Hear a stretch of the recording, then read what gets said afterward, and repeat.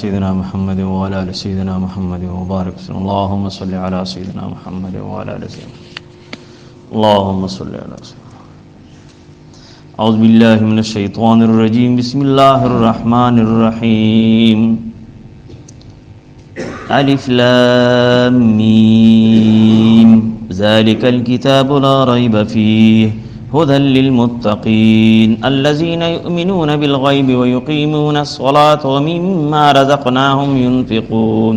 والذين يؤمنون بما أنزل إليك وما أنزل من قبلك وبالآخرة هم يوقنون أولئك على هدى من ربهم وأولئك هم المفلحون. صدق الله العظيم. سبحانك لا علم لنا إلا ما علمتنا إنك أنت العليم الحكيم. د دینه مخکې مونږه بیګا د هدى للمتقین پورې ترجمه کړې وه. اوس د الذین یؤمنون دا اوس د مؤمنانو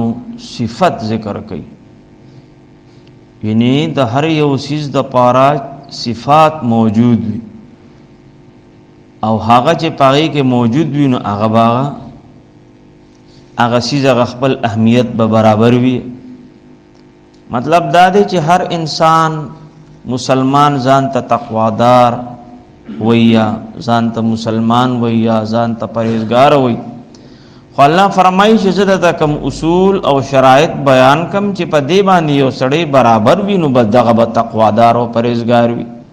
او که په دې برابر نی نو هغه ډېرې پیرې ځان ته تقوادار او پرهیزګار وي خو هغه نه دی.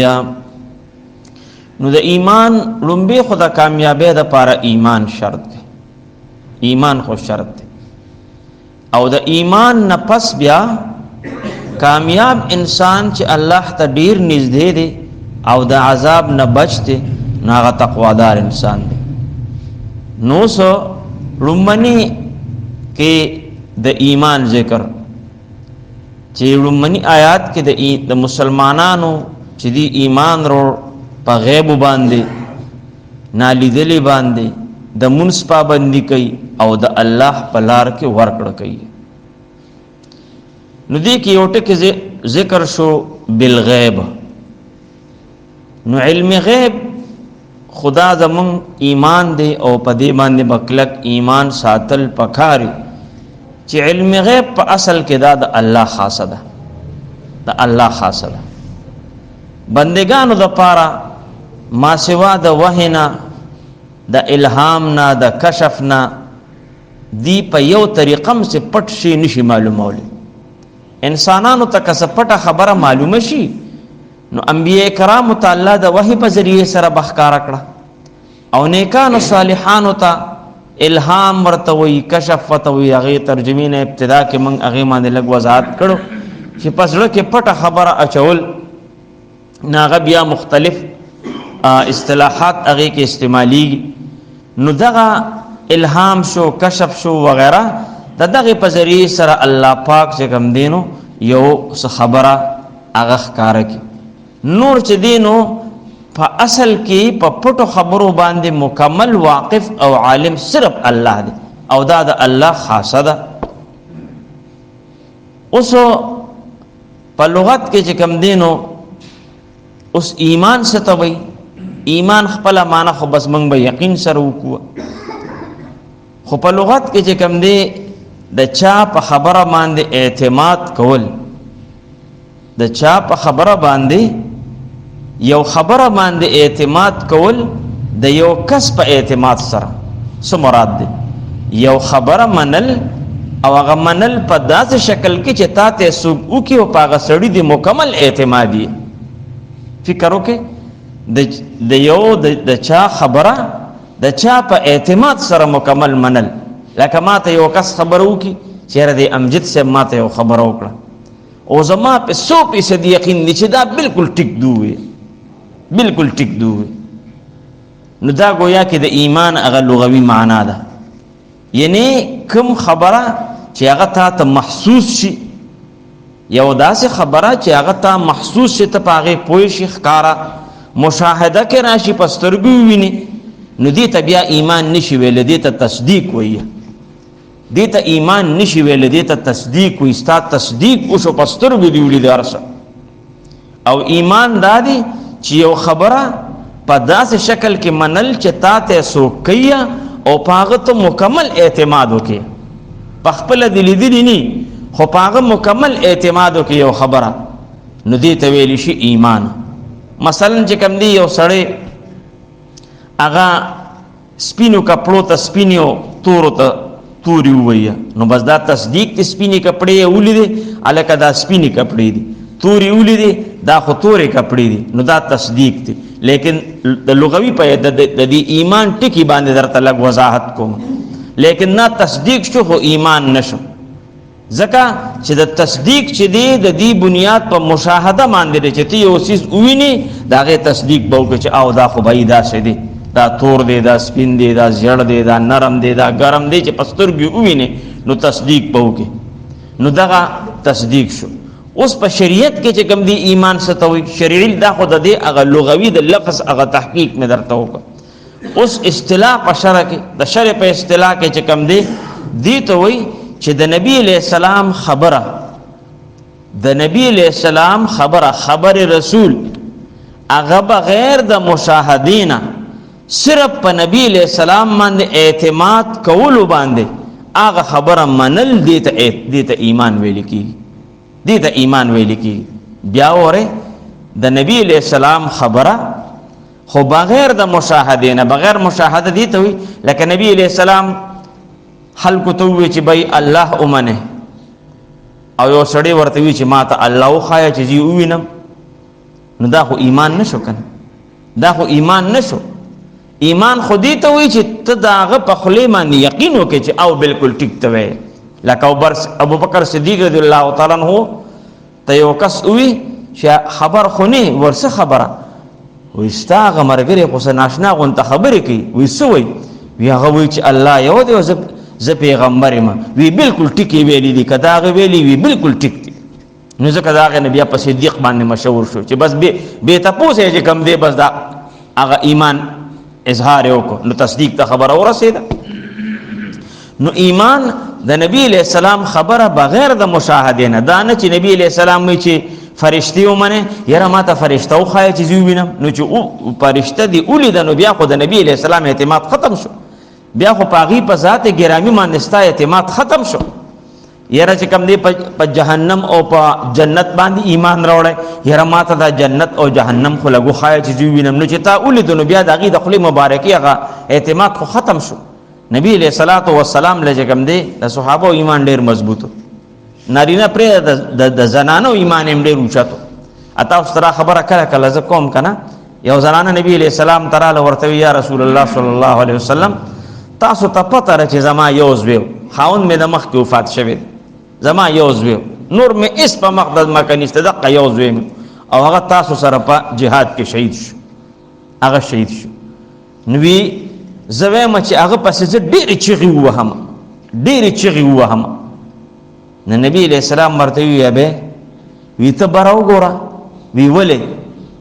وی چې استاد وی ته الله کوم مقام ورکړی ته هغه مقام دا وینه دا د نبی علیہ السلام معجزه وا چې د هغه مقام الله ښکارا ک وی ته هغه مقام خلق وینه ناغه به ورته سوی وی نه ګورم یا رسول الله وی نه ګورم وی ولې وی چې مې کته خو بیا مې تاسو په خپل اعتماد ختم شو تاسو په خپل یقین ختم شو بس وی چې تاسو وینو بس آمنا وصدق دغه اعلی ایمان دی نو دغه خود ایمان وضاحت دی چې بغیر د مشاهدینا د نبی علیہ السلام په خله مبارکه دون اعتماد کول چې هغه بالکل ته اومنه دغه ایمان دی دغه نه علاوه غیب ستوي یؤمنون بالغیب نو په شریعت کې لفظ د غیب چې کم دی هغه تمام سيزونه مراد دي چې داغه خبر الله تعالی نبی علیہ السلام ته ورکړه د نبی علیہ السلام ته پته نه او الله ولا داغه خبر ورکړه د پټو خبره ورکړه دغه چې کم دین هغه گویا کې هغه غیب دی یعنی داغه داسې غیب هغه خبره چې داغه ته په حواس خمسه سره پسترګو سره په لاسو سره په خپو سره ته داغه معلومات نشي کول او دغه خبرو بس نبی علیہ الصلوۃ والسلام په ذریعے سره الله پاک هغه ښکارې کې خلقو ته نو دغه چې کوم دی هغه غیب شو چې د نبی د الله نه غیب نشته د الله نه خو پټ نشته دا الله چې موږ وایو چې عالم الغیب والشهاده قرآن فرمایي کنه چې الله پاک عالم دی په پټو شیزونو باندې او په ښکارو باندې الله ته خو ټول ښکار دي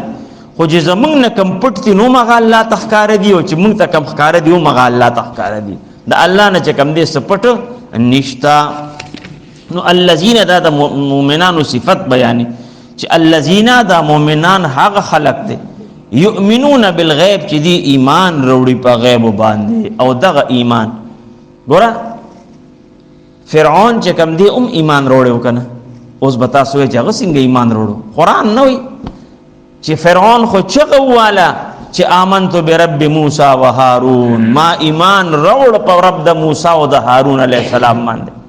نو الله ولی ایمان مقبول نه کړ ځکه چې هغه ایمان بالمشاهده او ایمان بالغیب نو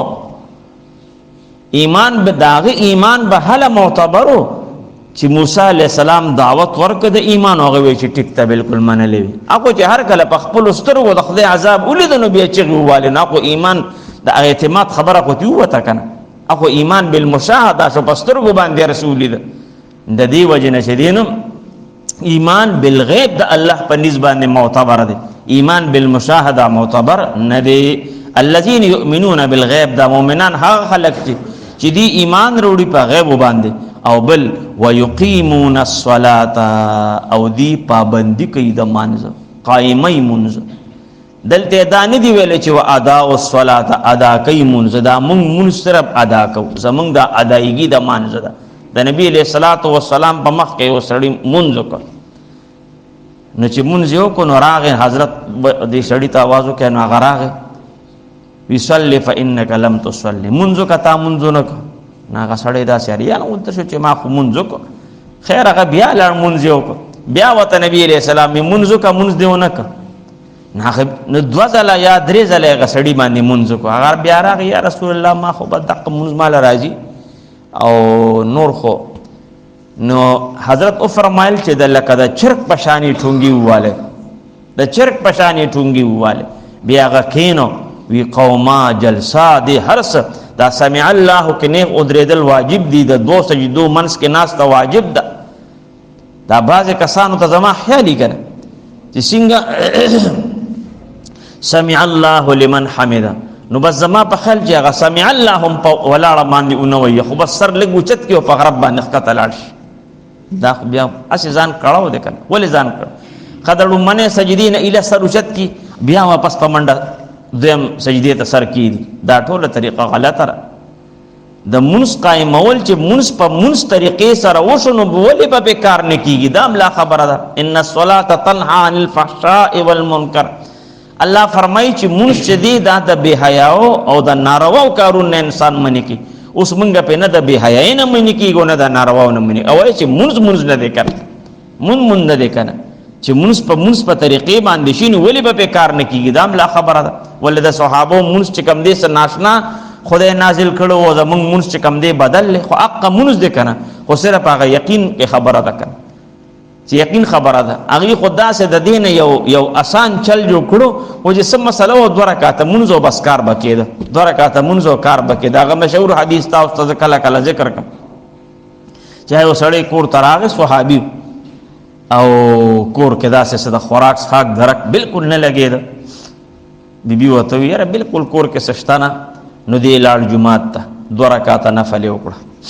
صلات حاجات وی خدای ته پته چې کور کې سي نشته منګ له تنظیم فرمایا چې کور تراغي بیبي ته سحال لوي بس زړه پزړه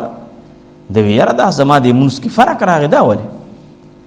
اوس خو منګه سوایو منګه په الله باندې خبر ورواړو یا الله زمون خو سوال نه قبلې الله زمون سوال نه قبلې نو جوتا ایقاہ مانگنے کا استرح مانگو در کریم سے بندے کو کیا نہیں ملتا چې په کومه طریقه غختل پکار دي په هغه طریقه وړن ولی بنه درکې وستر کسری کا پجړه بل خواته نشي اے عائله ک رحیم رحمه الغوار او جاړه ورته مینت ورته وکا اوس کو منګه سي غدوان سره من غپ لګو دی واپس لاړ خپه چې خدای زما مونږ کې فرق دی 2 رکعات نفل په اخلاص بیا وکړه چې کور ته راغی بس بیا چې کم دی نو بیبي ورته وی چې زاړه پزاړه بس یاره دی ډېر پریشان شوی دا خو زما مونږ لاړ دی حتی زما مونږ رسېده چې زه دعا کوم هغه نه کېږي په کار ډېر زیات خپه شو راغی په ډېر لوی عاجزۍ سره او ډېر مسکینه او ډېر په دغه سره سوال وکړو چې خدای د مونږ غم سره پیدا شو چې خدای دې مونږ نه مې دا اثر ولې ختم شو اوس 200 رکعات کوم کار پې نه کی خدای د مونږ نه مې دا اثر ولې ختم شو ډېر وجړل الله ته ډېر نو مونږ 2 رکعات وکړو ډېر په استقامت او په محبت سره چې کور ته راغی چې د خبره کوله هغه بیبي ورته وی یاره یو کار شوی وي مونږ کره زاړه میچن پرته ده او بس هغه په تاویدو شوې ده او بس وړه ته را بهیږي وي ټول لوښې مې ته ډک کړه نو دې داسې تلوارګن دی غونته و زړې د میچنې نه پل کې اوچت کې جوړېږي دا وړه د کوم ځای نه راځي بس وړه بند شو نبي علیه صلات وسلام له په منډه لاړ یا رسول الله وي زمونږ په کور کې ناشنا غونته کار وشو وي څه چلو شو وي جي دغسې چلو شو میچن په تاویدو شوي وه او خو بس ما ته پل کې اوچت کړو نو هغه وړه خو ته ډېر راله خو اوس نور نه کوي نبی علیہ السلام ورته مسکی شو یاره وی دونه تلوارګند انسان وی کدا پل کې دته نو چت کړي تر قیامت دروازه به ته وړه را بيدل وړه به را بيدل نو اصل کې دغه سي مونږ پکار دی الله دې داسې مونږونه زمونږ نصیب کړي نو الله فرمایي و یقیمون الصلاه او دی پابندی کوي چې ګم دینو د مانزه ومما رزقناهم او باز د هغه سيزون رزقناهم چې مونږ ورکړي دي ته ينفقون دي خرج کوي چې د کم سيزونه چې کم دي مونږ دي یعنی ستا سره چې سدي نو دې کې د رزق ناک دې ناک اشاره دې خبره ته ده چې ګوره دا ستا نه دي اسنه ته چې دا ماو غټلې دا زما پیسې دي دا زما پټې دي دا زما دکان دی نه زما ټکه بنوي الله وی دا مونږ درکړي دي خدا مونږ چې درکړي دي نو نیکانو صالحانو طریقه دا ده چې دی بیا دا غینه د الله په نوم باندې خرج کوي نو دلته دې آیات کې 2 خبره ذکر شو یو منځ او بل انفاق فی سبیل الله یو منځ ذکر شو چې د مسلمانانو د نیکانو صالحانو صفت ذکر کې چې دی به منځ کوي پابند سره او بل بدی د الله په نوم باندې چې کم دینو ورکړه کوي نو دا د مسلمان باندې د انسان باندې خدا الله تعالی د طرف ډېری خبرې دی نو دلته صرف دا 2 ذکر کړل بددی په صفاتو کې نو اصل کې دا 2 چې کم دی دا بنیادی خبرې دي څومره عبادت او احکامات چې دي دا غي تعلق بیا د انسان د بدن سره یا د مال سره وي کته روزه نشي دا غي تعلق ساده بدن سره دی کته زکات ورکه دا غي تعلق ساده مال سره دی کته حج کې دا غي تعلق ساده بدن او د مال د دوانو سره دی دا سه ور سره ور پسې ځه کته مونږ کې دا غي تعلق ساده کم دی د بدن سره دی نو سونه احکامات چې دي دا غي تعلق د بدن او یا د مال سره دی ځکه قران پاک کې الله پاک بس تمام قران کې فرمایي واقیم الصلاه واتو الزکات واقیم الصلاه واتو الزکات نو دا مطلب دا نه چې ته مونږ کو زکات ورکړ نور بس چټي نه دی اقیم الصلاه کې چې کم دی هغه بدني چې سونه احکامات هغه ټول پابندي ده پکې واتو الزکات کې جستا مالی سونه احکامات دي هغه پکې ټول پابندي ده چې دا ټول به ورکې د دین علاوه چې کم دینو ومما رزقناهم او باز د هغه مال نه د هغه چې مونږ دي ته رزق ورکړل دي دا رزق څه ته وایي رزق څه ته وایي په لغت کې رزق چې کم دی خپل معنا حصہ او بخشش دی گویا کې هغه لغوي معنا ده حصہ او بخشش اوس دین د رزق چې کم دی کدا حصي وي چې تی معلومات ته پسترګو باندې ښکاری یا معنوي وي چې پسترګو درته نه ښکاری پسترګو درته نه ښکاری مال دی اولاد دی علم دی علم چې کم دی پسترګو خو نه ښکاری کنه نو دا ټول چې کم دی د رزق په زمره کې راځي مونږ خو رزق صرف ډوډۍ ته وایو کنه نه د انسان زندګۍ سره چې خبره تعلق ساتي که هغه مال دی که اولاد دی که علم دی که معرفت د الله تعلق دی تصوف علماء طرف ته اشاره ده دا ټول د رزق په زمره کې راځي نو مطلب دا دی چې دې ټولو کې هر یو څه چا سره کچاله الله مال ورکړي دی نو ته د الله په نوم باندې استعمال کا که اولاد درکړي د الله په لار کې استعمال کا د الله د دین لپاره استعمال کا د خلقو د فائدې لپاره استعمال کا کتاله الله علم درکړي د نو ځان سره خوندي کوما نور خلقو ته چې کم دی هغه ورکا، نور خلقو ته چې کم دی نو فائدہ کا. کتا ته الله خپل معرفت او خپل تعلق او دوستانه در نصیب کړی دا، نو دغه محبت چې کم دی د نور خلقو پسینو کې ورواچو، دغه محبت خور کا، د دین خرچو کا، نور له ورکا. نو وی گویا کې دا ټول د رزق په زمره کې راځي. د مؤمنانو صفت دا دی چې د سره کم یو سیزم د الله نعمت موجودي، نو دا غي نه بدی نور خلقو ته فائدہ ورکي، دا غي نه بدی نور خلقو ته چې کم دینو فائدہ ورکي. بل او بل دا چې زکه چې دا ټول د الله تعالی د طرف نه ورکړي دي، نو دی به دا محروم خلق باندې تقسیمي. کم کسر مال نشتا د خپل مال نه ولا ورکا، د کم چا اولاد نشتا د خپل اولاد خدمت داغي په کار راولا، چا سر علم نشتا تعالی الله علم درکړي دی غي عالمان جوړ غي ته علم ورکا، قران حدیث وته خایا. د کم کس چې کم دی هغه د الله او د الله د پیغمبر د محبت نه خبره ده، او ته په دغه الله خبردار کړی دا هغه پزړه کې د الله او د الله د پیغمبر محبت ور واچوا. نو وی گویا کې دا د متقیانو چې کم دینو هغه علامات دي. د دین علاوه چې کم دی د خرچ نورم ډېری لارې دي، زکات ورکول دام په دې کې راځي، قرباني کول، خیرات کول، محتاج او ملمنو باندې خرچ کول، جماعتونه، مدرسې، پولونه جوړول، ټول چې کم دی دا. او د دین علاوه چې کم دی قرآن فرمای، حدیث مبارک کې راځي، قرآن عظیم شان وضاحت کوي چې دا ټول د نیکه کارونه چې کم دي نو د دې به یو په لس الله تعالی ثواب درکوي، لس ګونه به الله ثواب درکوي. البته حدیث مبارک کې راځي چې مجاهدین چې کم دي د مجاهدینو نو د هغې معمولی بدل چې کم دی، معمولی بدل هغه د 700 نه شروع کیږي، یو په 700 او اخوا بیا د الله خوښه ده چې څونه ولا بیا ضربونه ورکوي. د عامو نیکو بدل معمولی چې کم دی یو په 10 دی او 200 ته رسیږي، او د مجاهدین ابتدا د 200 نه کیږي او اخوا بیا د الله خوښه ده چې څومره ولا ورکوي، ځکه چې په دې سره د دین غلبه راځي، د دین احیا او ژوندون راځي. حج والذین او دا مؤمنان هغه خلق ته دا اوس بل صفت بیانې د مؤمنانو، یؤمنون چې دی ایمان وروړي بما په هغه کتاب باندې انزل الیکا چې نازل کړي شوی دی تا ته، چې تا ته کوم کتاب راغلی دی قرآن عظیم شان په دې کلک ایمان دی. او ورسره و ما په هغه کتابونو هم ایمان وروړي انزل چې نازل کړي شوی دی من قبل کړم بستانا، لکه زمونږ تورات شریف، انجیل شریف، زبور شریف او واړه واړه کتابونه صحیفه چې دنیا ته راغلي دي، مونږ به داسې ادب کوو، داسې قدر به کوو لکه د قرآن چې مونږ قدر کوو، د قرآن چې ادب کوو. البته دا زمونږ شریعت ته عمل به په دې باندې کوو. که یو سړی وي چې نه بس زه خو عیسایت اعوذ بالله انجیل شریف نه منم، دی په دغه سات کافر شو. زه چې کوم دی تورات شریف نه منم، دی په دغه سات کافر شو. نه مني به ټول. اوس دې دی کې چې کوم دی من قبل کنه د ختم نبوت مسله راوته، ځکه تمام قرآن وګوره من بعد کا پکې نشته، من بعد کا په هغه کتابونو د مؤمنانو ایمان دی، من قبل کا جستان لومبی دی، و من بعد کا پکې نشته. معلومه دا شو چې بس دلته نبوت سټاپ شو. کچرته د نبی علیہ السلام نه پس بل پیغمبر وی نو من بعد کا بوم الله ویلو چې پتایم ایمان دی، استانه پس چې کم را روان دی کتاب یا پیغمبر پاغم ایمان دی، لہذا دی کې چې کم دی بس خبره دلته سټاپ شو.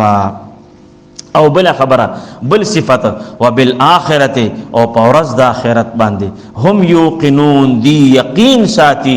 روز د آخرت چې کم دی دا وی یو لوی نعمت د الله تعالی طرف نه، دغه سوچ وی کداغه دغه سوچ د انسان نه وی د روز د آخرت نو بیا د خوخه وجه سي کول. نو یوقنون دا یقین ته وی، یقین نه مراد چې کم دی د علم پوخواله دی چې پاغي کې هیڅ قسم شک او شبهه نه او دومره پوخ شي،